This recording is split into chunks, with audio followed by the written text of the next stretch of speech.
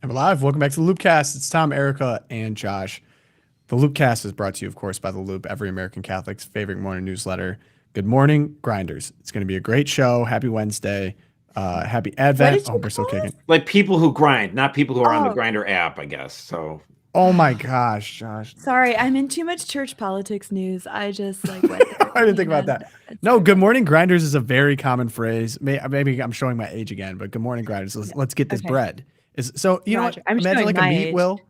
Imagine you know, like the really crunchy people, they have the wheat mills and they make their own and they grind their own wheat to make bread. Think about that. Good morning, Grinders. Oh my gosh. My wife she get into these things every once in a while. Like, let's make our own laundry detergent. Let's make our own this. I'm like, okay, making bread, I like it because it's good. Making bread's awesome. But I'm gonna buy my mother-in-law the laundry soap from Walmart. Okay, but everyone complains. This is going to derail the entire show. Everyone complains about how bad wheat in America is because they put all the extra stuff in it, and then you have the pasta and it makes you feel terrible. But if you go to Italy, Josh, as you know, you're an international, well-tasted, traveled man. It doesn't make you feel bad. And so if you grind daughter's in Italy right now, she says it's great. And where's she dining? She's dining everywhere. I mean, McDonald's. Whether she make she sent a picture to you of McDonald's in Rome, like father, like son. I'm not going to put that on her. That'd be low of me to not let her. Yes, we all know it's your daughter. Anyways, we got a great show today. A couple things that really snuck up on me and social media users in Australia. The accounts for people under 16 of I think like 10 different social platforms went dark, completely dark in Australia. It's the first big country to really do something like this, to have a policy with teeth for underage users in their country. And so I just wanted to get into that. I was completely snuck up on me. We have some precedent here in America statewide. We'll see if we get a federal solution, but that's interesting. So we're going to talk about that. The second is we had a very interesting AI dynamic pricing experiment conducted without people knowing about it. By Consumer Reports. It was done by Instacart, and Instacart actually complied. They told them what they were doing. They sent out shoppers to, I think, 20 different of the same store across the country, and they got back the results. So we have a little bit of an AI corner. There's also a fully AI ad from McDonald's. The machine is here, everyone. The machine is here. We have some updates on that. I want to talk about it all. And then finally, Josh's favorite politician, rising star, Jasmine Crockett, has put in her bid for a Senate race in Texas. So I want to hear all about what's going on there. But of course, we have the good news. We have Twilight Zone. We have all the good stuff you expect from the LOOPCast. So if you like the show, go ahead and leave a review. Apple Podcasts, like the episode on YouTube, all that good stuff. Appreciate it from all of you. But before we get into it, it's Christmas season. And guess what? If you're still spending your hard-earned money with a phone company who doesn't value you or your beliefs, it's time for Charity Mobile. Everyone knows this. All right, the OG sponsor of this show. Charity Mobile is a pro-life phone company serving pro-life customers and causes. They send 5% of your monthly plan price to the pro-life, pro-family charity of your choice, no extra cost to you. And not only that, Charity Mobile has never raised their mobile plan prices in their 30-year history, unlike Instacart. And all plans start under $50 before taxes and surcharges. You get the same nationwide coverage as the big guys, and their friendly live customer service is based right here in the United States. Plus, Charity Mobile is running a special promotion for the entire Christmas season. Now through February 2nd, new customers can use promo code LOOPCAST to get a free phone with every new line, plus free activation, free shipping, and free power bank while supplies last. Switch to Charity Mobile and buy the way you believe. To get started, visit CharityMobile.com and use promo code LOOPCAST. That's CharityMobile.com, promo code LOOPCAST. Thank you, Charity Mobile, for sponsoring the episode. I say we dive in. Let's do it. So, look, forgive me for showing a CNN article, but that was the one that is in the show today. I will put it up. Bang. All right. Children across Australia woke up on Wednesday with no access to their social media accounts under a world-first ban designed to shelter those under 16 from addictive algorithms, online predators, and digital bullies. No other nation has taken such sweeping measures, and the rollout of the tough new law is being closely watched by legislators around the globe, including loopcasters now. Yes. So, important to notice, what are the platforms that were banned? So, 10 banned platforms: Instagram, Facebook, Threads, Snapchat, YouTube, TikTok, Kick, Reddit, Twitch, and X say they'll comply with the ban using age verification technology to identify under 16s and suspend their accounts. But they don't believe it'll make children safer. Shocker.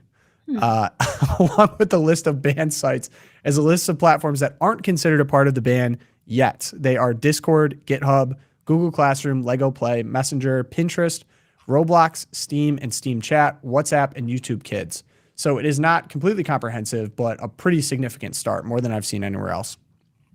And so, of course, the ban is aimed at protecting kids from what their officials say are highly addictive platforms and will affect nearly 86% of Australians between the ages of 8 and 15 who use social media in the country, according to the Australian government. The social media companies are now required to institute age verification or face a fine up to $32 million for repeated offenses. Ooh. Social media platforms must now have age verification systems in place, ranging from asking users to submit live video selfies or official documents verifying via email. Reports are already surfacing that verification systems incorrectly identifying teens' ages and users illegally evading the ban with VPNs. But that's to be expected with something like this. The interesting thing on my front, and the Aussies do have a different approach to, say, libertarianism in general. The surveillance state. I think they're a little bit more friendly to it, but a 2024 YouGov poll found that 77% of Australians supported the ban, with proponents arguing it will decrease cyberbullying and help protect children's mental health. Not everyone. There are 2 15-year-old Australians that are pursuing a legal challenge right now. And of course, platform executive, free speech advocates, some parents and young people don't like the ban. But that's where it stands right now. And many other countries watching. Denmark and Malaysia have plans to institute a very similar ban next year. Similar proposals have emerged in countries like France, Norway, and the entire European Union in recent months. And may I argue it's for good reason, but just in general, before I get to some of the reasons, surprise, good thing. How do we feel about this? Will it come to America? I love it. Let's go. Yeah, let's do this too. I'm kind of embarrassed that the Aussies got to it first, honestly. I don't mind. I don't mind Yeah. if another country starts it first, but my biggest question is, why has it now? We've had social media since really 2006. I mean, but MySpace was whatever. Facebook comes on the scene like it goes public, I guess, in 08. I guess college kids had it before that, but 08 or 07 or whatever is like about when it became part of the major mainstream or whatever. And then you get some of these other platforms. So they've been around for a while. I mean, at least 15, 16 years, and it's entrenched pretty strongly in our culture. And you would think that, like, I remember growing up that, my government teachers were always so happy to tell me about this. Well, businesses would do unfair practices. And actually, I agree with this. It's not okay. Where you go to a movie theater and they would flash the, subliminal messages that would make you thirsty and want to buy more pop and get more popcorn or whatever. And they said, okay, subliminal advertisements is like a way of deceiving you and trying to, send you a message without you knowing about it. So it's, the government rightly said that's unacceptable. You can't do certain things to manipulate people. Well, you know what? Social media, and by the way, pornography is the worst at this. Use, algorithms and addictive things. It's like one thing if, you have a product and you want to try to encourage your people to use your product and enjoy your product and spend more time with your product to an extent. Mm-hmm. But if these practices are too manipulative, not just for kids, but especially for kids, as adults, we're like, gosh, I'm wasting my time. I got to go away. But it's harder when you're like 13 and you're getting groomed by a predator. Well, it's not just, obviously the predator stuff is bad, but if we take the criminal element out of it for just a second, not to say that, that's the worst. My point is, even if there's never any criminals on it, just the algorithms and what they know about, we cracked down on tobacco when we found out that they were hiring psychologists to try to get more addictive properties and how to manipulate this. So why isn't the Federal Trade Commission going after some of these bigger companies anyway? Like, why does it have to be Australia saying this is too much? Why can't some of these companies be, but what the only thing we're seeing from a regulatory standpoint is the European Union saying, we don't want Elon Musk's X platform to allow people to have free speech. It's mind-boggling. Erica? Yeah, I think this is long overdue. I'm really excited to see a country be the first to kind of stick their necks out here, because there are going to be challenges to it. They're going to find ways that people are working around it. That's just how this is going to work, especially when you have such a wide swath of the population so addicted to something. When you take it away, there's going to be people who are going to try and get around and find the loopholes. But that's part of the process of making society better, is you pass a law that has a good goal like this, and then you work out the kinks over time. And I'm excited to like start this, and hopefully this happens. I hope Denmark, I hope France, I hope the EU, I hope the United States adopt this.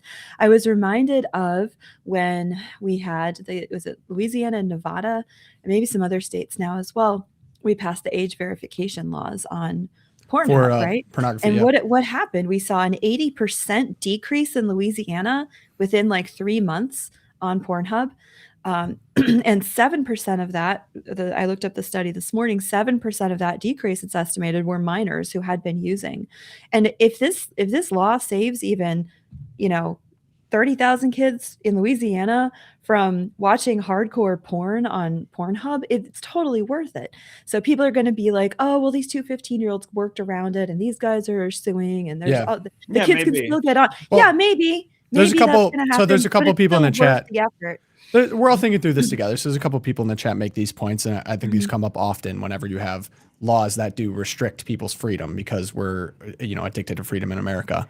The purpose of the law is to legislate towards the common good, as classically understood. And maybe it's different because the two greatest goods in America are equality and freedom right now. But I'm totally fine with, well, there's two distinctions here. This is children we're talking about. We make all kinds of distinctions for children in the law.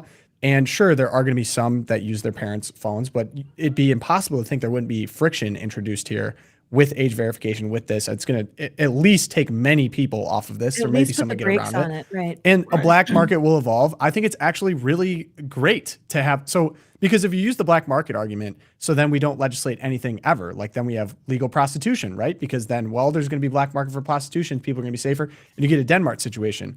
The point is we need to guide the general population to the common good. I mean, I have a million stats in front of me right now on how damaging, particularly to children, this is. I'm not even suggesting we do it for adults, but shockingly harmful disproportionately to young girls. I think we all understand that U.S. girls' suicide rates now higher than in any prior generations at the same age, 167% increase. 1 in 5 teen girls spend over 40 hours weekly on social media. 46% of teens online almost constantly. Josh brought up the psychologists. Yes, they're all embedded. They try to get them addicted. And there's this paradox of that we have with our children, like these kind of helicopter parents and people that are terrified of letting their kids be unsupervised for 2 seconds outside. But inside, there's complete unsupervision. And there's a shocking amount of documented evidence for Meta, Snapchat, et cetera, where they knew about accounts that were being pushed towards sexual predators, sex offenders that are registered. I think, and they shelved this. So this one's really crazy. Suppression of safety fixes for profit. 2019, Meta researchers recommended making teen accounts private by default to block unwanted adult messages. But the company shelved it for 5 years after growth teams calculated it would lose 1.5 million monthly active teen users annually. The delay led to billions of inappropriate adult-teen interactions on Instagram alone, 38 times higher than on Facebook That's Messenger. Billions with a B, in case you missed it. Billions. This is the thing that people need to realize. It's like, Tom, thank you for bringing that up. It's such a great point because, again, we're dealing with circumstances like, do we, people love their freedom. I get that. But like the fact of the matter is, like, we have to make informed decisions. And if we just only allow, well, let's let Instagram decide how to allow teenagers and people under 18 to use their platform. Only let Instagram decide. Like, no, why would we only let Instagram decide? Because then they're so they're going to have financial interest to maximize user interests. Of course. So like if creepy 53-year-old dudes are sending nasty messages to girls that are under 18, that's a problem. But if Instagram's like, oh gosh, we profit off that, so I don't know. Should we be evil and make money, or should we, less evil and still make a lot of money? Like, come on. Like, this is a classic example where supposedly the left is like, well, we want morality, we don't want capitalists to only, do what's for profit. Like, yes, we conservatives are saying the free market is a great thing. It's maybe it's not the best thing in the world, but it's the best that over everything else. But you got to have guardrails.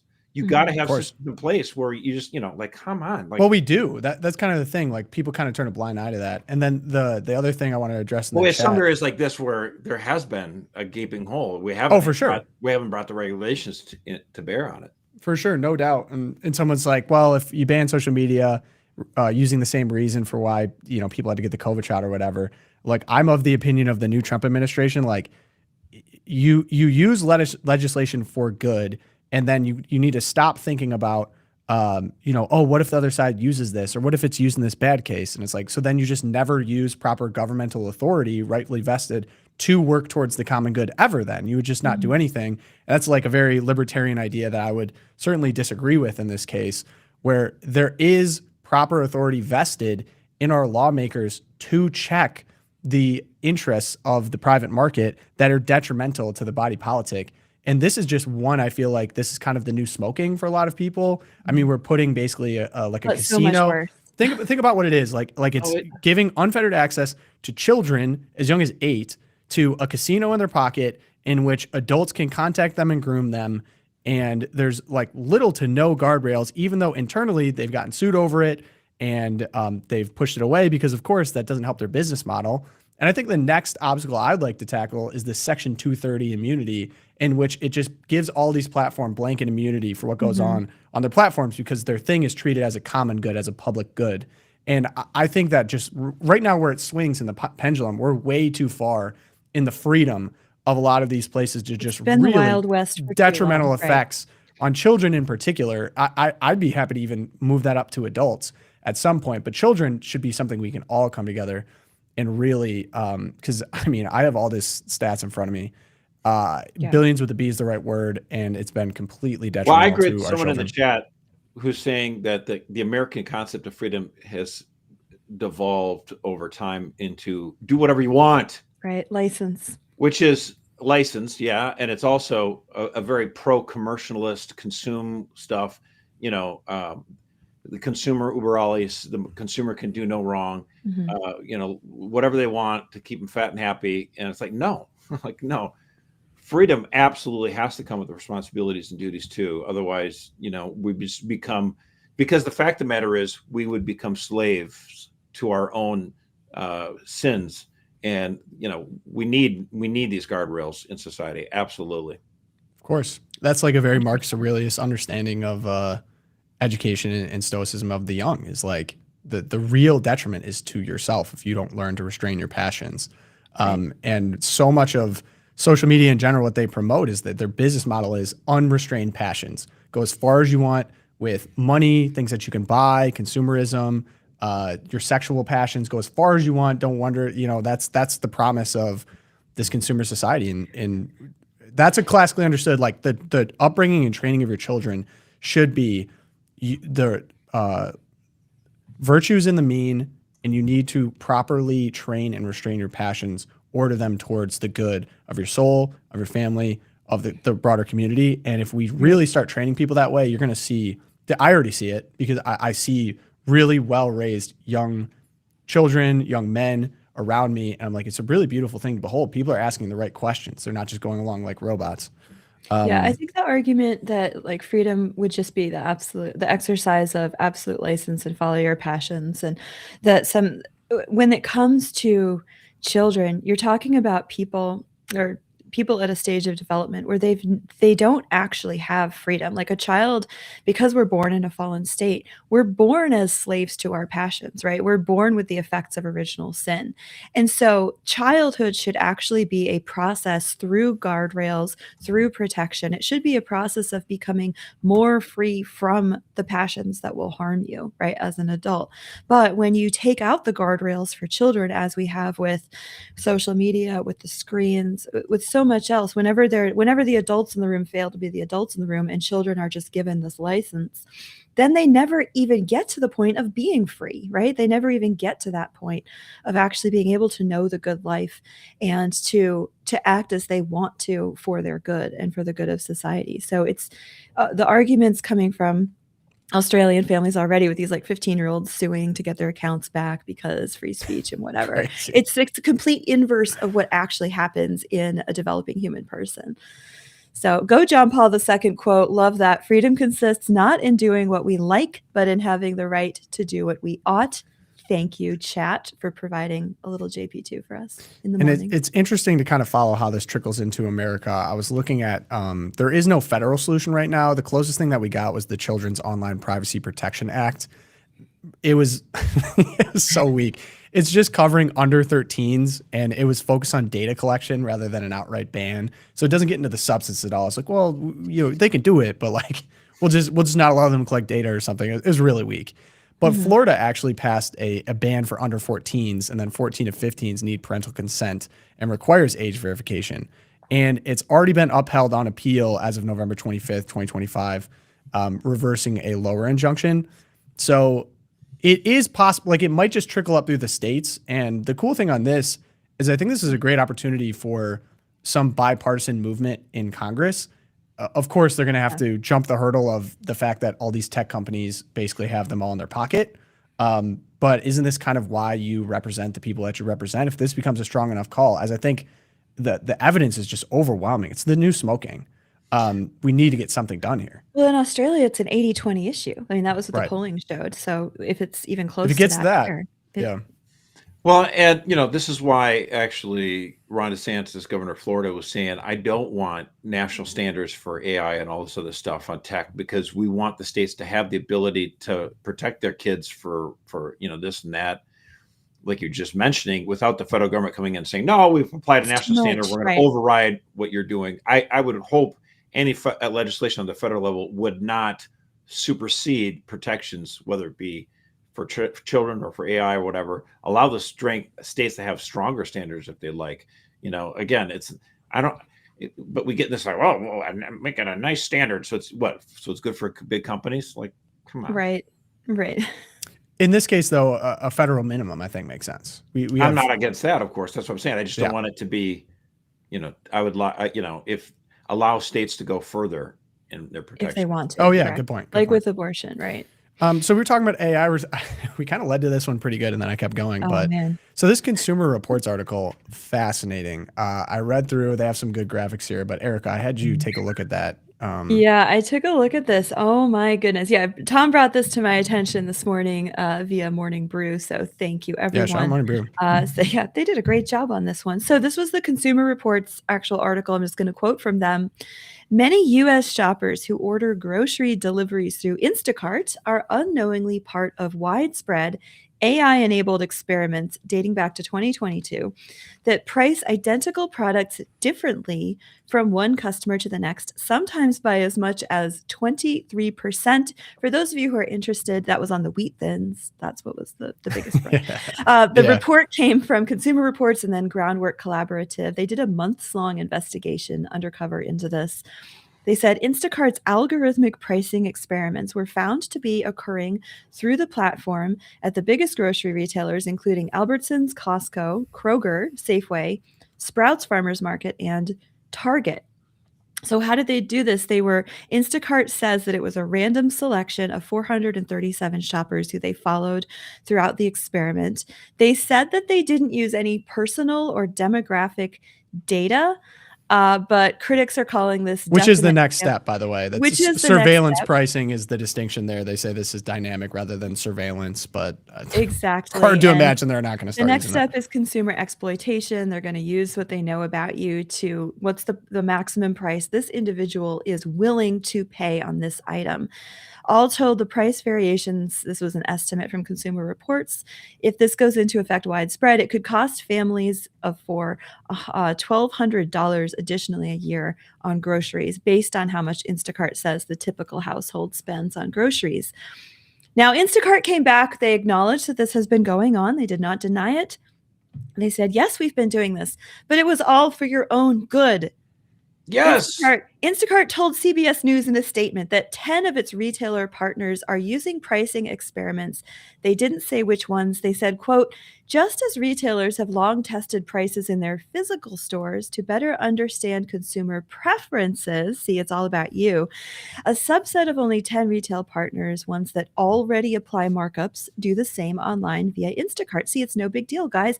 Quote, these limited short-term and randomized tests help retail partners learn what matters most to consumers and how to keep essential items affordable. So, see, guys, it was all for your own good to keep things affordable. I don't believe you. I do not believe you. Josh, why don't you believe them? What's actually going on here? I mean, it's like, to me, it's like you're trying to, manipulate data, try to find out different patterns and try to maximize your profits. It's hard for me to argue that people are going to not try to go for their self-interest. These corporations are going to try to do that. But then, I love it how they feel, they at least feign, oh, but we're doing this for your own good. Like, no, there's actually a lot of economists that would. So dynamic pricing is not new. I think the new element to this is the potential for surveillance pricing, where they use all of your historical data to calculate a new price for you. Because like in the examples of dynamic pricing that everyone kind of knows, or like psychological tricks would be, for example, if there's a sale, you say that the starting price is higher than it would be otherwise. And then you say the discount that you get is bigger to get you to that number you always wanted to sell for. These anyway. are all that the would be an pre-Christmas example. sale emails that we've been getting, Totally. like from Canvas Print. They're like, this canvas would have cost you $220, but it's a 90% markup. So it's Right. only So that's one example that $11.99 always happens. And then the other example would be like hotels during off seasons, or you know what I mean? Like there's more, or airlines is a big one. Like airlines, they sell prices for cheaper. But even I think what everyone gets mad about is the opportunity for surveillance pricing. Like we have a feeling about how much you can pay individually. Like we want to find your exact pain point to where you won't. So the example that they used here is, and they had some pretty good graphics. Yeah, this is great graphics. Highly recommend the article. Shopper one, who thinks Spuddies are by far the best chips and intensely brand loyal, They're not. would pay. I didn't even know that was a real brand. Would pay up to $7. So they're at the top here. Shopper 5 thinks they're fine, but no better than another brand that costs $3. The others fall somewhere in between. And then if a retailer sets the price of Spuddies at, say, $4 across the board, it will sell bags for a total of $16. That leaves a lot of potential revenue on the table, what economists call consumer surplus. So in this case, it would be total sales $16, consumer surplus is $6. What they're trying to get towards is if the retailer gets good at using data and algorithmic pricing to estimate how much each shopper is willing to pay, it might sell 5 bags for about $23. So it would be able to charge that brand loyal enthusiast around $7 and the one who doesn't care at about $3, leaving less surplus, having more sales. And a lot of economists would argue, well, this is actually better for you because you can save money here and there. I was trying to look at some Not of the save money. Everyone's going to end up paying more money this way. Everyone will It's pay more. terrible. Yeah.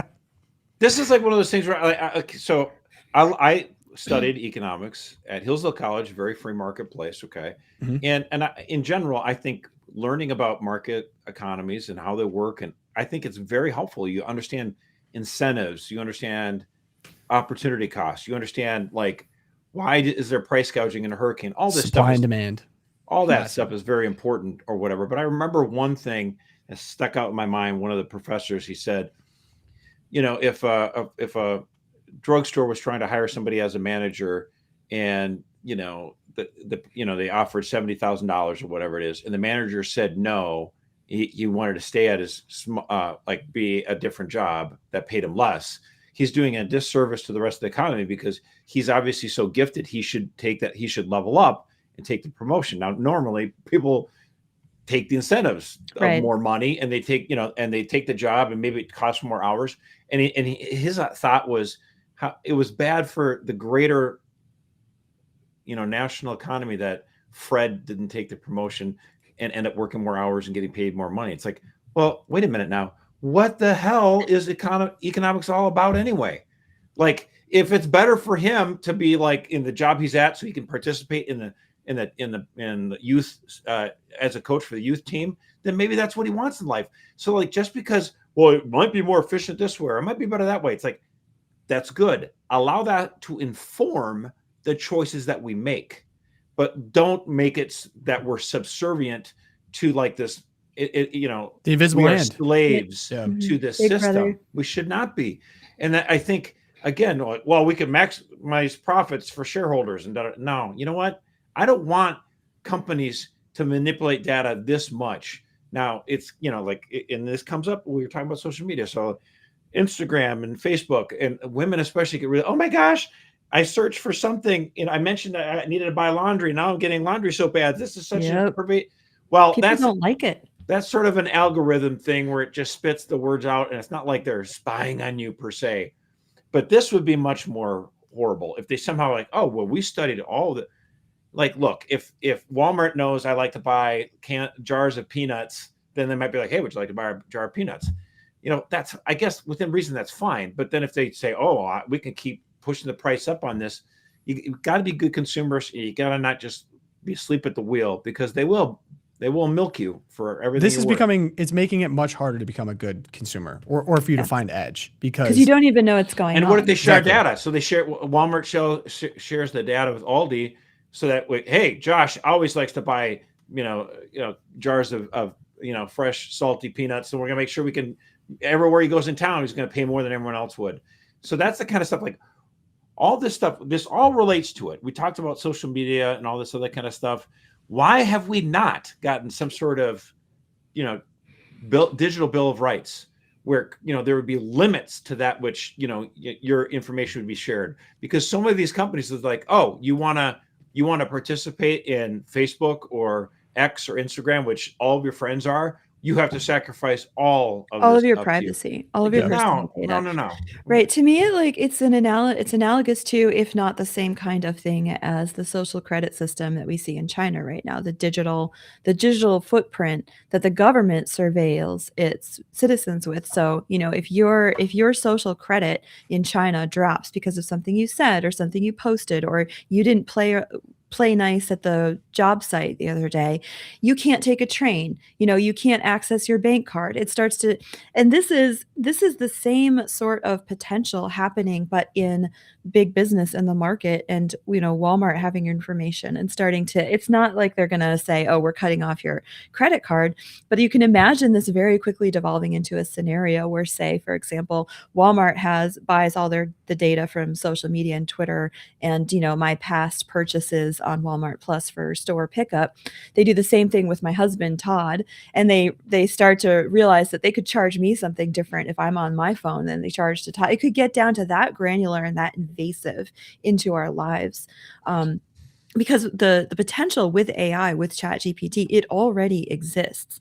And we are very close to seeing it, where AIs can actually just start talking to each other and coaching each other on this. And companies that's why they're investing in people like Sam Altman, like Elon Musk, because the power of this, the potential, you take this Instacart example with 437 people, and you multiply that by millions of people using Instacart. If they can increase their profits by even, $1,200 a year per family, multiply that by millions. The temptation there to these companies, I don't think they will be able to resist, because that's why they exist, is to make profits and maximize profits.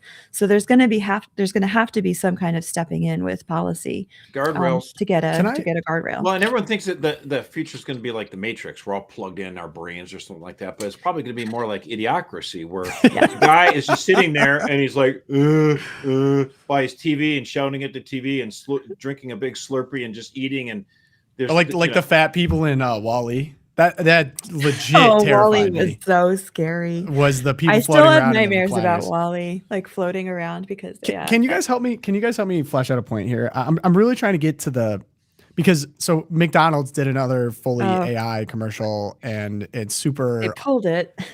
Yeah, it's super unsettling, and then XAI is working on something where they had an episode of Suits, and instead of cutting it up into pieces for ads to be in between it, they like put a Coca-Cola in the hand of Harvey. Yeah, product placement. That's been going on forever. Right, but no. Transformers, The difference here, though, is they're using AI to generate Coca-Cola in the hand of Harvey in the show, so that you don't have to stop for an ad instead of him holding a generic cup of like in coffee. reruns. So they're Yes, in reruns. re-engineering reruns with They're AI. re-engineering reruns to put in do products product on top placement. of stuff. So, okay, I'm just trying to think about like why this is so unsettling. I'm trying to, and of course, this is the $1 million question, right? Everyone's kind of feeling this. And I think maybe what I'm getting at is it feels like the new attitude towards consumers and human beings are very like disrespectful. And they're, because as companies have kind of moved towards being way more corporate and having less connection to the people in their local communities. Think, for example, a local grocery store. And Josh, you were talking about like the efficiency of economics. And so theoretically, this like hyper corporatism has been more efficient. But like, for example, if there was a local grocer and he knew that someone in the community just got laid off or something like that, and he wanted to help them out by giving them a cut on groceries, say, hey, we're not going to charge as much, because that would be the right thing to do.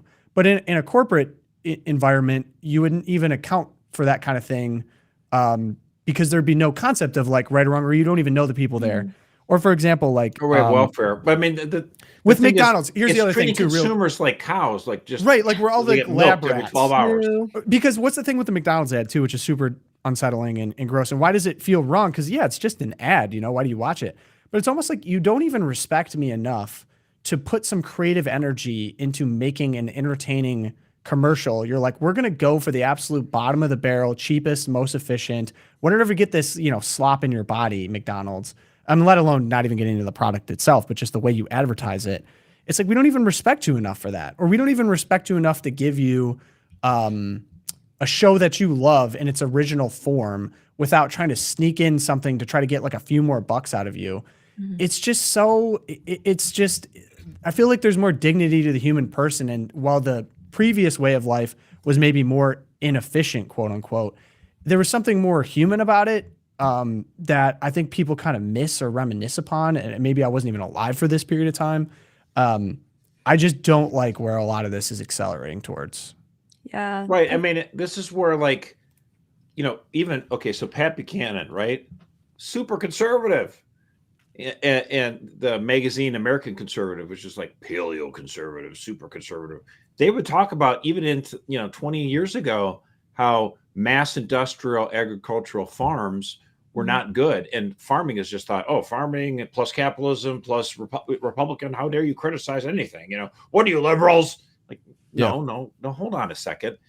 Like, we can be, we want these industries to profit, of course.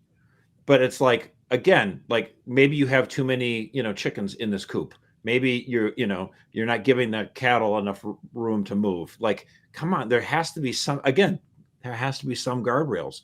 And when you don't have any regulations, and when you allow, things to go kind of crazy like this, then a generation later you get communists. Yeah. You do, because people are like, if this is what freedom and markets are all about, I don't want anything to do with it. For sure. And with farming, for example, it's like I think with farming, they'll make the argument that, well, we all have more meat now than we did before. Maybe you only had meat a couple days a week, and now you can have it cheaper every day of the week, even if it's lower quality. And then it's more efficient economically for, say, Tyson's to, they make all the money and maybe they employ more people. But maybe before Tyson's, there were more people in the country that could make a decent living by being a farmer, and that's now impossible because you have to work for the big corporate version. And now that the CEO of Tyson's or whoever, I'm sure, is like a bajillionaire, and that's better somehow. He totally uses illegal labor all the time. Exactly. So like, I just think that's why I don't know, call me a liberal or whatever. I feel like I've become more critical of worshiping capitalism as a religion and more comfortable pointing out the obvious flaws in what it's kind of become. And I think we're just accelerating towards it becoming just really disgusting in the mouths of, as everyone's saying. And you're like, well, people are like, whatever this is, I don't want it. So let's listen to, communists here or whatever to push to the complete opposite. And that's how you get a revolution. And then that doesn't work out for anyone. So this is why we're calling for these kind of reforms, because, and like we were sounding the alarm months ago about the affordability stuff. And now Donald Trump is first he's like, what are you talking about? Things are so much better. But then he goes to Pennsylvania yesterday He's on and he tour talks now. about affordability, and he's out there trying to sell, the American people why he's done a lot, and he has, to turn things around over the last 9 or 10 months. And the fact of the matter is, you do need to talk about this stuff. You just can't do the right things and assume the American people are going to notice. The other side is going to be going crazy about this. So make the reforms, make the adjustments, improve and save the system so that, the commies don't take over. Yes, actually. Yeah. I have one fun story about AI resistance, though. Go for it. So we bought a new mattress a couple of weeks ago, and the company to which we went, they're not paying us, so I won't say the name of the company. If you want me to say it, you can just send us money. But our salesman, he walked us through. We told him like what we were looking for, why we were looking for a mattress now, blah blah blah. I mean, to try a few out. He points us to one, of course, like top of the line first, and then we kind of go down. And he makes the sale. We buy the mattress, but at the end he shows us. He's like, I just want to show you what I could have done. He flips around his little iPad thing, and he's like, here, when you walked in, I could have just plugged what you said into this. He was so proud of himself. And so he plugs in everything that we said into his little like algorithm data thing, and sure enough, he hits like select, and up pop all the mattresses that he'd shown us in the exact same order that he had come up with just by listening to us. He's like, I didn't even have to be here. His name's Ron. Shout out to Ron. And unfortunately, Ron is an older gentleman. He's been selling mattresses for like 30 years. He knows his people. He's like, I'm retiring next year, and this won't happen anymore. Like next time you buy a mattress, you will walk in here, you will plug everything in, you won't talk to a person, and it'll be the end. But it was like, I was just proud of Ron for resisting. Like, he's like, I'm going to do my job for the last year. I've been doing it 30 years. I know my people. I know my mattresses. I'm going to sell them the mattress they want without going into this iPad that the company handed me last year saying, use this instead of your brain. So here's to the resistors. Go, King. Ron. You dropped this, King. Total. On to good news. Erica, what do you got? Yes, good news out of Boston. We have bishops bishoping in Boston. I'm very excited to talk about this. Always good news. There was a display at St. Susanna Parish in Dedham, Massachusetts, which I have been to in the past. My family's from outside of Boston. And instead of a normal nativity display outside, they have, there's no baby Jesus. There's just a big sign. Or Holy Family. No Mary, no Joseph. ICE was here. And then underneath the ICE was here is a phone number you can call if you know someone who's trying to escape ICE, and they'll help you like escape ICE or something like that. This is disgusting on so many levels.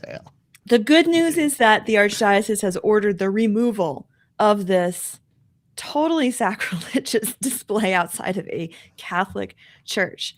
Yeah. And I think it's on two levels. We have just the thing that really gets me about these, and there's all kinds of these popping up on the online world on Twitter. We had like the National Catholic Reporter retweeting another example of this outside a Catholic church. And first of all, it's just terrible history. The analogy does not work. The Holy Family was in Bethlehem because the government told them to go there. It was their town of origin. They totally belonged there. So they were there for a census. They were there for the census. Guys, it doesn't even work. If you really wanted to like get historical, you could have like a display of Egypt maybe, and like Mary and Joseph were kicked out of Egypt by the Egyptian. But also ICE didn't get the wise men. They were the guys that they would have gotten. They were the immigrants. They were the illegals who crossed the border and then like went around Herod. I mean, come on.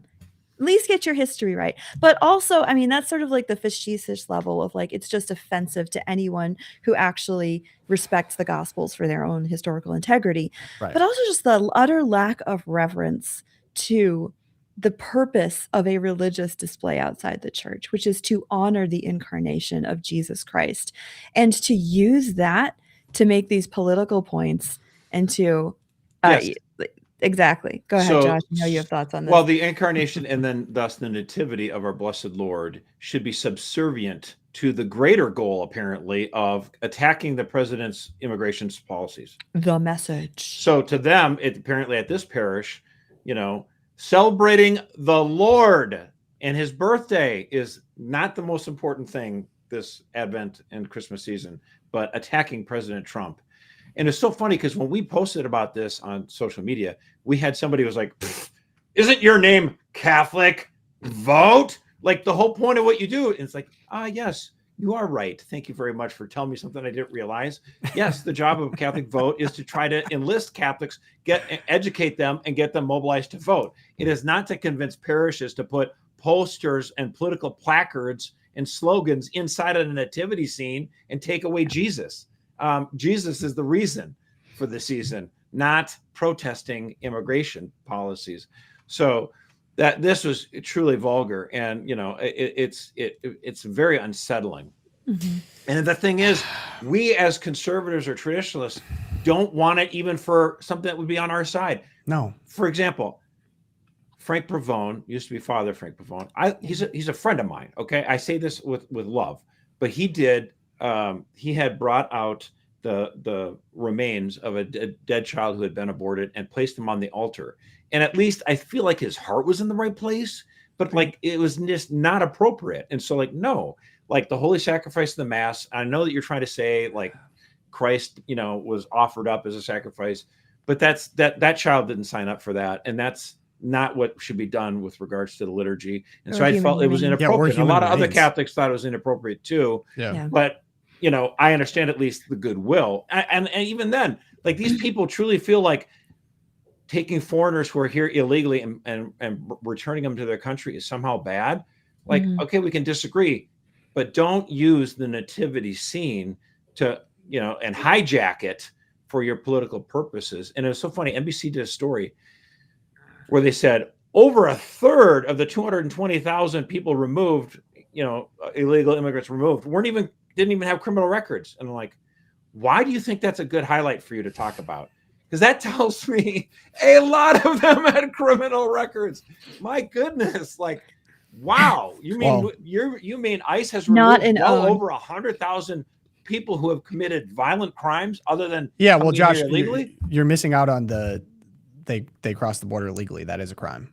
They all have but additional. records. I was saying right, additional. I know, but that's even worse for NBC because you're wasn't the you're only implying crime that they don't committed. They did done additional. So have you seen punishments for illegal immigration in many countries? They jail them for a year and then deport them after jailing them for a year. It's like we're kind of strict, But the critique for a lot of traditional and conservative Catholics has been that a lot of the liberal Catholics are watering down the faith, and that they're Catholic in name only, like places like Georgetown University. Like, really? It's Catholic? I mean, they had a fight to get crucifixes in the classrooms, And we're like, come on, don't you take your faith seriously? And they are here at this parish in Boston voluntarily removing Jesus to put up a political sign. But the good news is confirming everything we've ever thought about you guys. The good news is that the bishop, the archdiocese is pushing back, and that liberal Catholicism of the ilk you described seems to be on the outs. You can check out my episode on that on The Deep. It was a smash hit. So if you haven't watched it, it's a banger. Go see that. All right, it's a banger and gives me hope. So my good news is somewhat, related, obviously, because we were talking about immigration. So we had talked about this on the last episode, where there's like 250,000 children born every year to people who are here in this country illegally. Well, new data confirms that it's actually likely that 2 million illegal immigrants have already left the country since Donald Trump was sworn in on January 20th. And in fact, the Ryan Girdusky looked at the births, the statistics of births in this country. These are children that were born to people who are foreign born. And according to the CDC, 41 states and the District of Columbia reported decreases in births from foreign-born women, with states like New York, Virginia, New Mexico, Texas showing double-digit reductions. And incidentally, these reductions didn't really start until July. So you get sworn in January 20th. And it actually makes sense, because if you're here in the country illegally and you're in like your last trimester, you're just going to wait it out, I guess. But yeah, the number of births in the second half of the year, this year, it's just this year. Wait, remind me again where this church was that they had the anti-ICE nativity? Massachusetts, which has got a lot. Right. Well, actually, Massachusetts looks like went down a little bit, but Maine, what's going on in Maine, dude? +10. You can go hide up there. Crazy. Well, again, the number of illegal immigrants in Massachusetts is a different story, but in Vermont, New Hampshire, and Maine had been historically relatively low. I can't speak for the last couple of years. And so a swing in the percentage of data can be, if you don't have a lot in, the numbers can switch kind of rapidly. But you're talking about bigger states like Virginia, Florida, Texas, California, Massachusetts, New York. It's pretty sizable. And what these numbers would seem to confirm that the estimates that the Department of Homeland Security was saying that approximately 2 million people have left the country that were here illegally. The data actually backs it up. And so a lot of people, I don't really believe this. Trump isn't doing enough. And it's like, well, it seems like the policies are working. And in fact, again, it's not totally without compassion. As we mentioned before, they offered $1,000. Hey, you're here illegally. We'll give you $1,000 to return home because we know it's not free. And then if you want to go through the paperwork of trying to apply for citizenship, go for it. But if you come here illegally, the current law does not allow you to apply for citizenship because you broke our law. Mm-hmm. So it's an act of charity, actually. Word. All right. Mine, I just a quote that fired me up. So, TikTok, there's always something going on there, but someone the text of it is, I wasted my entire life because no one told me this as a kid. And it essentially was a person going back and forth with herself about how they waited to do this and they waited to do that because the conditions weren't perfect. Like I didn't have enough money or I didn't have the job that I wanted, so I didn't do whatever. And I think people think a lot about this when it comes to having children. And of course, there's a C.S. Lewis quote for everything and it fired me up. So I'm going to share it with everyone.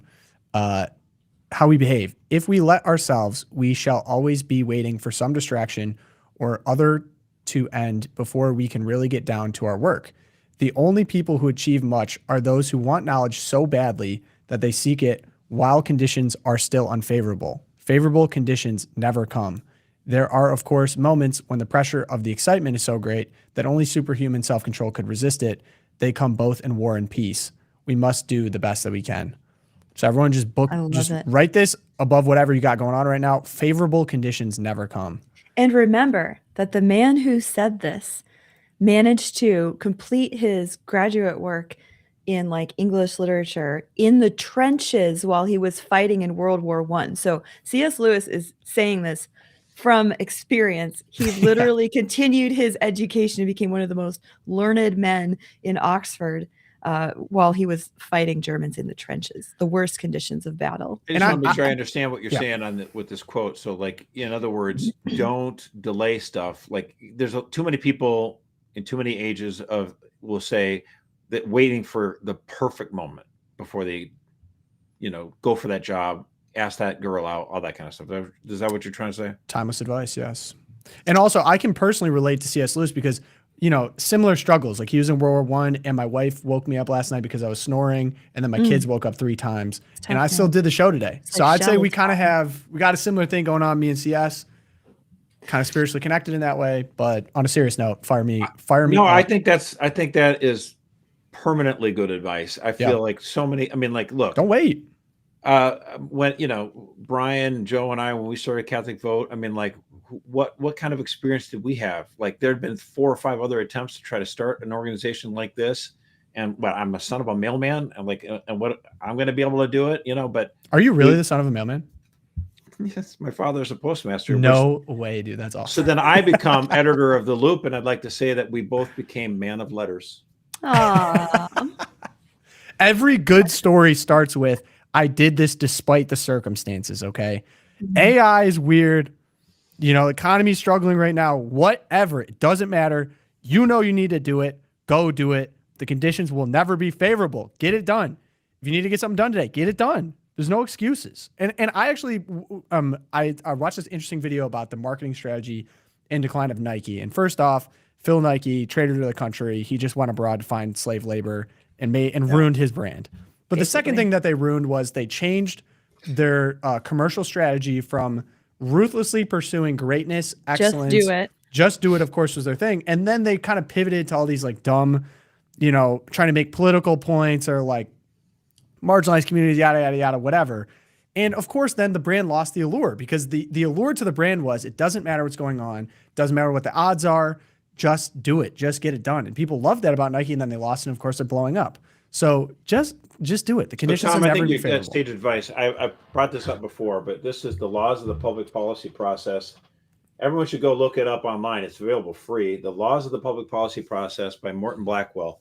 And what you had said with C.S. Lewis, he basically takes a lot of the wisdom of all these other people and he makes them into these little rules. And the one that, you're talking about there, for conditions to be favorable, he would say, number 13, don't make the perfect the enemy of the good. I have recounted that 1,000 times to different people. And the other thing is, all gains, number 19, all gains are incremental. Some increments aren't gains, but that's like the tried and true method of progress. As we start looking ahead to the new year, I want to be in better shape, or I want to pray better, or whatever. Don't try to swallow the whole pig at once. Just come on, like you can do this, like day in and day out. Make that commitment. That's what really makes the difference. Devil's advocate, swallow it all at once. When it comes to sometimes pigs you and need bacon, you need like the great motivation of just being like, this is borderline impossible, but I feel so fired up right now. I'm going to go do something awesome. So I think that you need both advice, because of course then you burn out or whatever. But there's times like, dude, just make the push. Go do it. Fire me up. I'm tattooing that. Sorry, not on my body. I'm going to put that over my stuff that I do. Okay. I'm going to tattoo that on my brain. It's conditions will never be favorable. It's this kind of talk that like is how I ended up with 7 kids. I'll just be real. And you have an awesome life and you throw ragers at your house. I do. I have an awesome life. Yeah. We need photos of these parties. Of these ragers, yeah. Yeah. So for the audience, if you didn't, we had an immaculate Tom Across conception. America needs to go. Tom Across America hits an air. Oh, it'd be so fun. We could totally do an episode. Yeah, no, we had a party Sunday night to celebrate the vigil of the Immaculate Conception of Our Lady, because why not? And there were, I think we had 67 children, 47 adults, and 3 parish priests. It was awesome. When's the next party? Well, we usually do one in January to welcome in the newly elect, so all the OCIA from the parish. So watch for an update in January. This one was particularly crazy, though, because the temperature dropped dramatically at like 4:30 p.m. just as everyone was arriving. And so everyone, instead of the kids being outdoors, it was just all inside. Mayhem. I was literally wading through children and like pushing their heads out of the way to get to the drinks table. It was gotta watch How do we renew society? One neighborhood, house one parties, parish, one family at a time. House parties should come back. That was, I think you shared that internally, but there's one that went viral on X of like an old timey image of house parties where people would wear suits and ties and makeup. That was exactly what I looked like. Yeah. Yeah. And there's arguments, because actually funny, back on the social media beat, the report of loneliness and the lack of like leaving the house and friends and stuff directly correlates with when smartphone was introduced. And, I think we're kind of near a tipping point with a lot of that, where people, it's actually kind of cool now to not be so online and to have an in-person physical hobby. It's edgy. And yeah, it's different. Like, because the new status quo is just, isolation on your phone or digital success. And now it's like, oh, you're kind of like cool, mysterious. You're a bit of a hipster. So yeah, fire me up.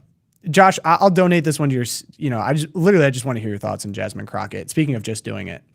Well, Jasmine Crockett is she is a congresswoman she's originally from St. Louis, but she moved down to Houston and became a congresswoman from Texas. She is absolutely crazy. She, and you just watch her give, testimony. She, and we mentioned this before on the Loopcast. It's like she does the whole fake ghetto accent because 15 years ago, she picked up a new accent when she went down to Houston. Yeah, exactly.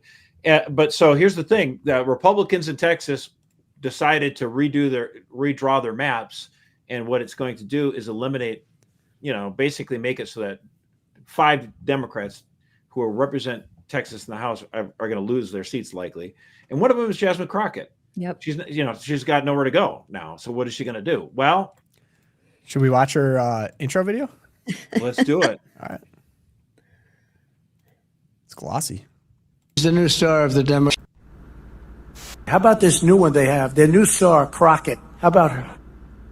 She's the new star of the Democrat Party, Jasmine Crockett. They're in big trouble. But you have this woman, Crockett. She's a very low IQ person. I watched her speak the other day. She's definitely a low IQ person. Crockett. Oh, man. She's a very low IQ person. Somebody said the other day she's one of the leaders of the party. I said, you got to be kidding. Now they're going to rely on Crockett. Crockett's going to bring them back. And then she just smiles. It's a very ingenious ad because Crockett for the US point Senate. of what she's going to do is to say, Donald Trump hates me. Send me millions of dollars of your money. Yep. I mean, she is really just bat guano. Now, here's the funny thing about this. Did you know that the campaign arm for the Senate Republicans spent a lot of money to call Democratic voters and urge them to support Crockett and urge her to run for Senate? Make sure people understand what I'm saying is Senate Republicans spent their own money to convince Democratic voters to call Jasmine Crockett and urge her to run for the Senate seat in Texas. That's a little peculiar. Interesting. Wouldn't you say? Yeah. Why? Well, because they know she is going to be very toxic if she becomes the Democratic nominee, and she's almost guaranteed to lose. And it's not just me saying it. Like, hardcore Democratic activists are going, oh no, Jasmine Crockett, we're going to lose this seat. The dynamics of this race too, by the way, the funny thing about this, back in the summer, the establishment Republicans in Washington were freaking out because their favorite guy, the establishment Republican, John Cornyn, who is terrible, by the way. He's horrible. We say Republican in square quotes. Yeah. Yep. But John Cornyn is facing a big primary challenge. A lot of the conservatives in Texas are waking up and they're like, why do we have this guy as our senator? He's favor of gun control and he's loves wars in the in the Middle East. He's terrible. He's like totally locked into a time warp of 2004. Like, this guy's terrible. Like, it's Texas. We can do so much better. And so Ken Paxton is the attorney general from Texas, and he's running against John Cornyn. And I think he'd be a great candidate. And the polls are so bad for the establishment Republicans. They're freaking, oh my gosh, Ken Paxton's going to win. So it's funny enough, by spending money to elevate Jasmine Crockett, if she's the nominee, well, even Ken Paxton can beat her is kind of the point. So you've kind of undercut one of the arguments because it's like, because if it's not Jasmine Crockett, it would have been this other Democratic Tellerico and who's the old football player. Old football player, yeah. Started with a C, Colin I think. Allred. Oh yeah. Both of those candidates would have made, they would have raised, everyone's going to raise a ton of money, but there could have been a chance for a possible upset. But with Jasmine Crockett, I mean, nothing's impossible. Calling you now. Why? So I've seen number analysis. I'm sure you're probably familiar. Like, why are you saying it is impossible for Jasmine Crockett to win? Because she's going to generate a lot of fundraising for being anti-Trump. Well, look, raising a lot of money is very important in order to win, but it is not enough. And the fact of the matter is, it is a red state, and the right blue candidate in a bad year for Republicans could pull off an upset possibly, but they've tried with like Beto O'Rourke, and he's been too much into guns. If he hadn't been such in favor of gun control, if you would have had like a more moderate Democrat running, but the problem is the Democratic bench in Texas isn't so good. Republicans have been in control of the governor's mansion the entire 21st century. Like, there's no one out, there's no old hand that they can run. Republicans have totally dominated. So that's the problem. Like, what are you going to convince Matthew McConaughey to give up his millions and run for Senate? Like, what's your plan B? Like, so there isn't. And the only Democrats that elected are from these very, congressional districts that are like, super blue. Like Jasmine Crockett. Like Jasmine Crockett. And she's kind of, from what I've seen on her, she basically her entire brand is just being good fighting Trump, I guess, because she's not even really like a dyed-in-the-wool progressive. Like, she's not like a member of the squad. Like, she takes a ton of corporate money. She took a ton of crypto money. She's very pro-Israel. Very pro-Israel. Like, so not the tastes of the new progressive wing of the party. So I really don't know who's even her constituent. Say a thumbs up to her or whatever. Well, he'll hold his breath and say whatever, just for the party. But I'm saying on a grassroots level, I really don't know beyond that. I don't think she's going to pull, say, Latino support or something like that. Like, she doesn't really have a clear. Well, the biggest thing is like, white suburban voters who are not like solid Republican. They might vote for the occasional Democrat. Maybe they voted for Kamala, or whatever, possibly.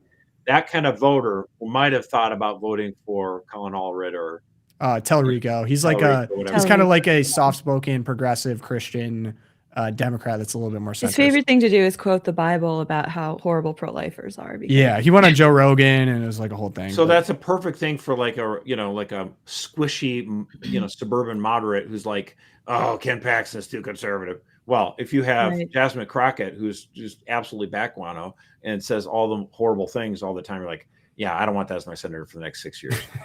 No thanks. Crazy, dude. Come on, my personal favorite, I know that we have a list here of her greatest hits.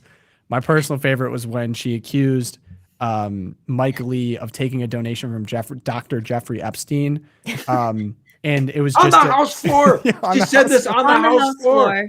Yeah. I'm just saying. And it was These just are another records. guy These are named FBC Jeffrey records. Epstein. Anyone can access these records. No. Jasmine, we know. You idiot. It's the wrong Epstein. No, there's another human. Jeffrey Epstein. No, dude, it gets better. So she goes up, she's like, he took money from Dr. Jeffrey Epstein, the wrong guy. And then she goes on CNN, and Caitlin Collins even was like, hey, Jasmine, like it was the wrong guy. Like we all see it was the wrong guy. What would you like to say about that? And she doubles down and she said, no, it was the wrong guy.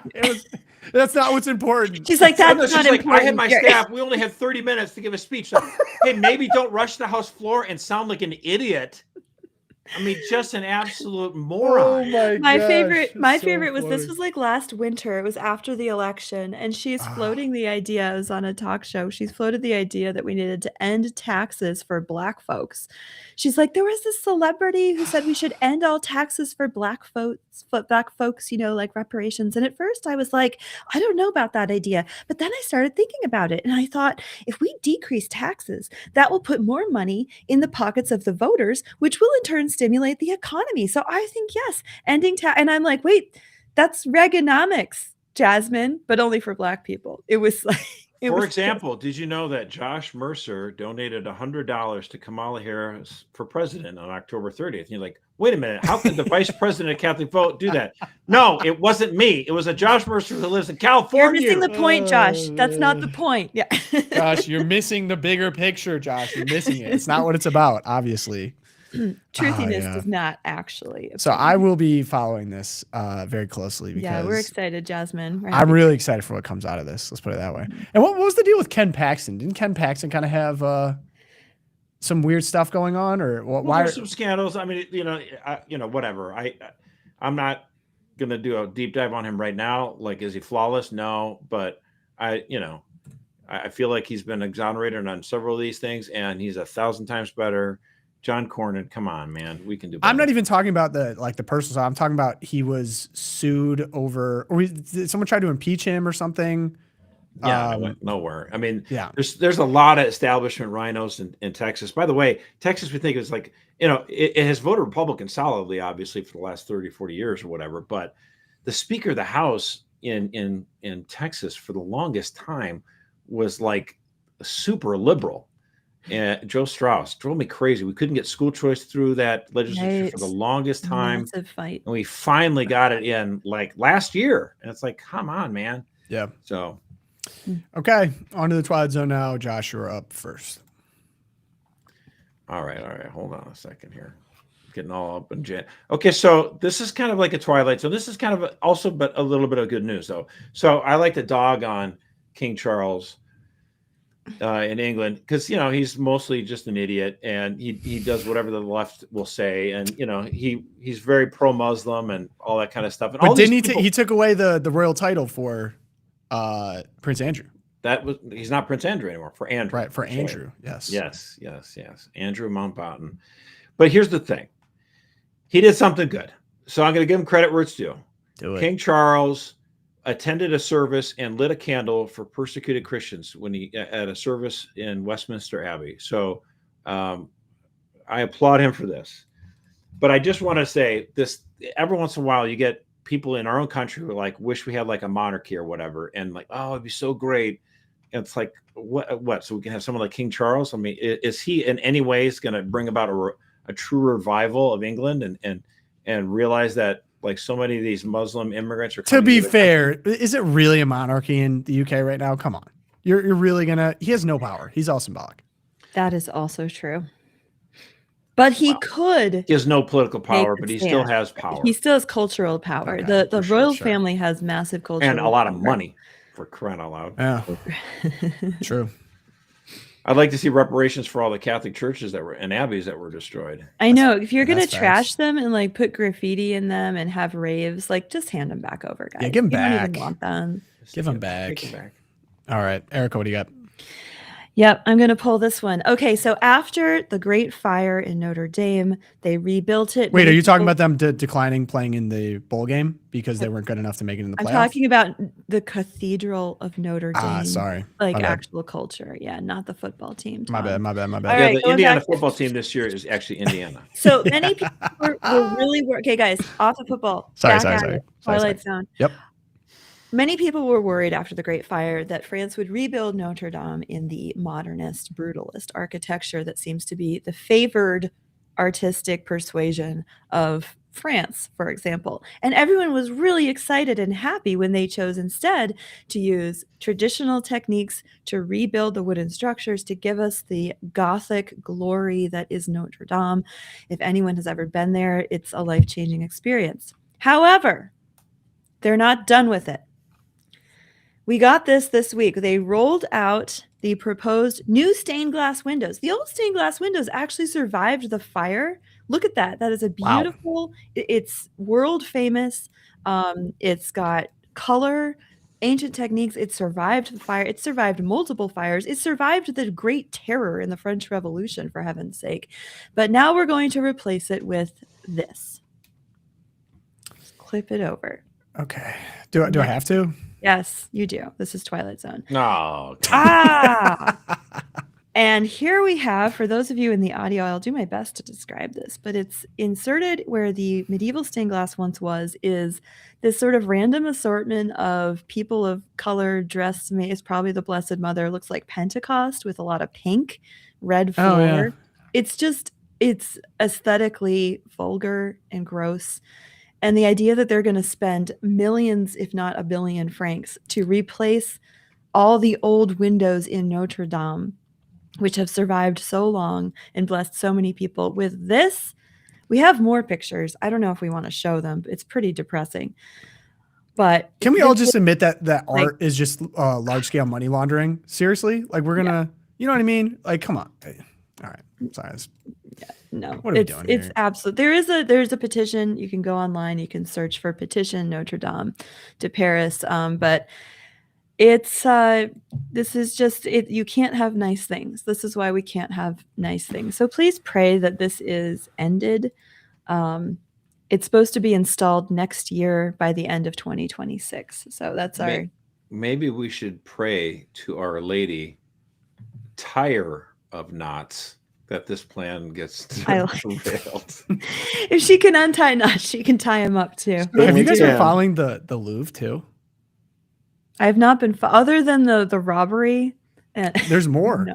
I Tell think me there more, was, Tom. Tell me there was more. a fire recently. Tell me more. They just can't catch a break. Like, I don't know what is going on with art in France. Gosh, France it's civilizational suicide. Yeah, I'm They pretty have sure. so much I'm pretty self-hatred. sure they had like a fire or something, and then what is it? So there's the jewel heist, tough. Then water leak damages rare documents. Yeah.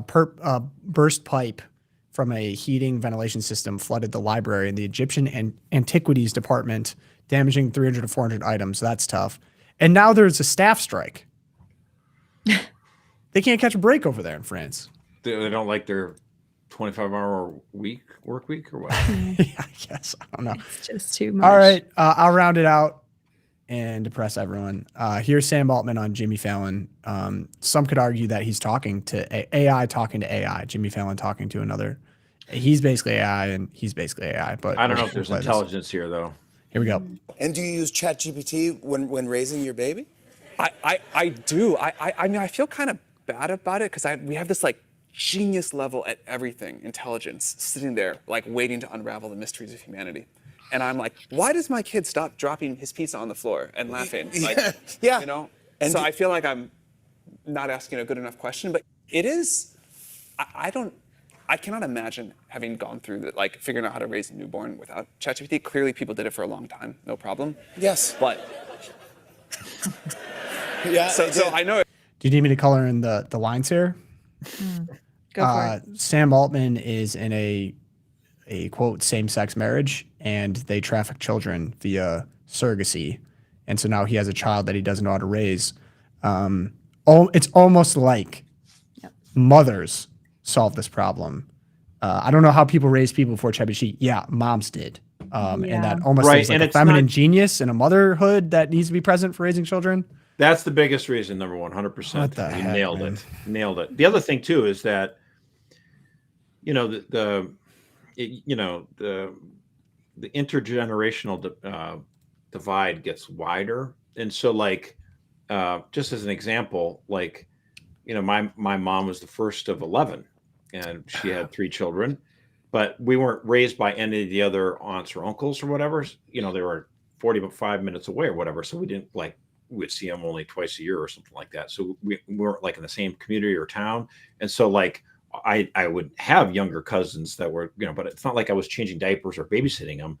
And so like, and then people are getting married and having kids later and later. So then the time between, you know, like you're not, if kids don't grow up around babies and it takes that long before they actually, you know, have children of their own, then they're kind of like caught a little flat-footed on this stuff, even if they don't do the same-sex, you know, surrogacy, trafficking kind of stuff anyway. But Yeah, my point with this was like I'm less disturbed by you're putting a question about child rearing into Google or AI or whatever, and you're asking for advice. I'm less disturbed by that than by the fact that they're laughing over the fact that they deliberately bought and paid for the child of their choice and deprived that child who spent months in the NICU without his mother, and that this is an actual child that they're just like laughing about, that, oh, people did this for many years without ChatGPT. Ha ha ha.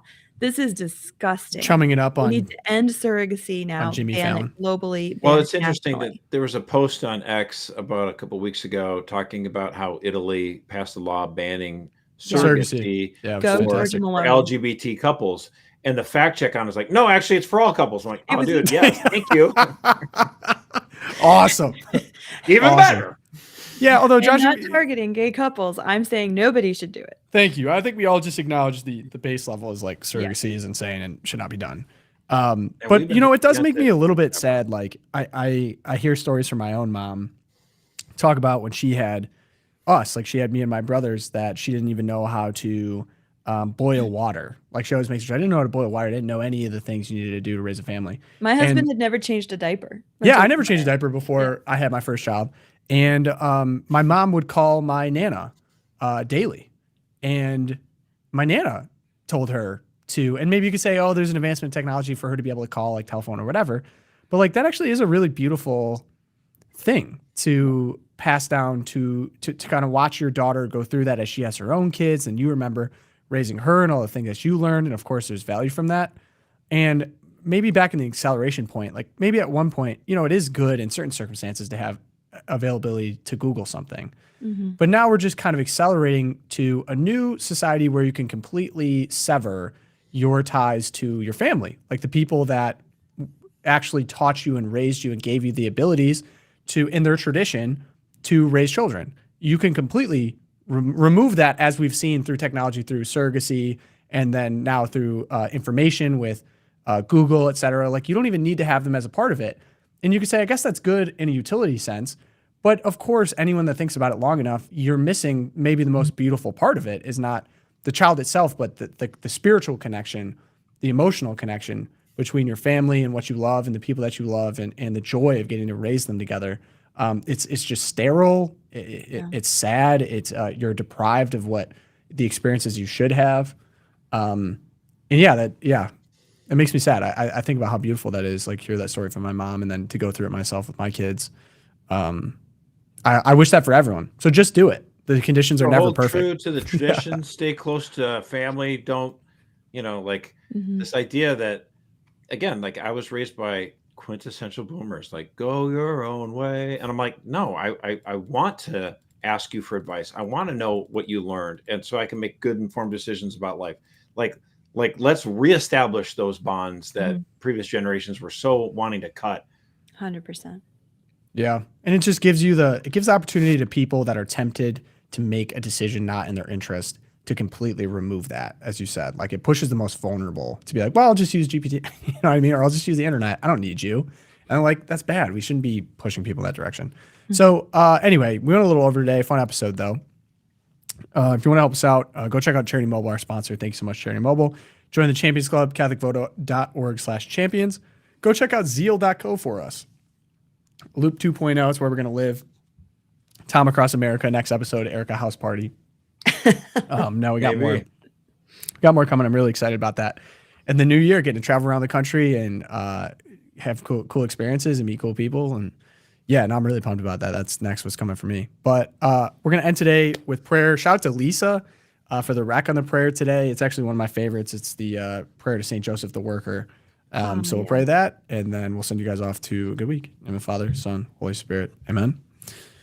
O glorious St. Joseph, model of all those who are devoted to labor, obtain for me the grace to work conscientiously, putting the call of duty above my natural inclinations, to work with gratitude and joy in a spirit of penance for the remission of my sins, considering it an honor to employ and develop by means of labor the gifts received from God, to work with order, peace, moderation, and patience, without ever shrinking from weariness and difficulties, to work above all with purity of intention and detachment from self, having always death before my eyes, in the account that I must render of time lost, of talents wasted, of good omitted, of vain complacency and success, so fatal to the work of God, all for Jesus, all through Mary, all after thine example, O Patriarch St. Joseph, such shall be my motto in life and death.